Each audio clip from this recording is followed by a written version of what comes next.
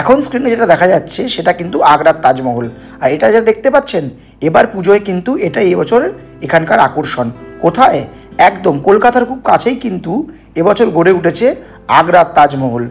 ভালোবাসার কোনো জাত নেই, ধর্ম নেই, সীমাও নেই, এটাই কিন্তু এবছরের থিম বেলঘড়িয়ায়।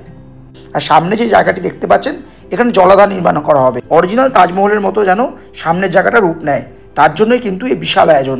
তো এবছর কিন্তু অবশ্যই মিস করবেন না বেলঘড়িয়া দেওয়ানপাড়া মাঠের পথের প্রতীক পুজো কমিটির এবছরের থিম তাজমহল। আর এর উচ্চতা প্রায় হবে 111 ফুটের মতো। তাহলে আর দেরি কিসের? আগ্রা নয়, পুজোয় চলে আসুন বেলঘড়িয়ায় তাজমহল দেখতে। আর যারা বেলঘড়িয়া দেওয়ানপাড়া মাঠ চেনেন না তাদের জন্য জানিয়ে রাখি, বেলঘড়িয়া স্টেশন থেকে 1 নম্বর প্ল্যাটফর্মের দিকে হাঁটা পথে ওই মোটামুটি 10 মিনিটের হাঁটা পথ, আর রথতলা বাসস্ট্যান্ড থেকে 2 থেকে 3 মিনিটের হাঁটা পথ এই বেলঘড়িয়া দেওয়ানপাড়া। খুব সুন্দর যোগাযোগ ব্যবস্থা, সামনেই কিন্তু মেট্রো রয়েছে, Baranagar metro station. Metro station থেকে হাঁটা পথ বা অটো করেও কিন্তু আপনি সহজেই এখানে পৌঁছে যেতে পারেন। তো এবছর কিন্তু একদম মিস করা নয়। আপাতত আজকের ভিডিও এখানেই শেষ করলাম। টাটা, সকলে ভালো থাকবেন আর অবশ্যই লাইক করবেন, শেয়ার করবেন।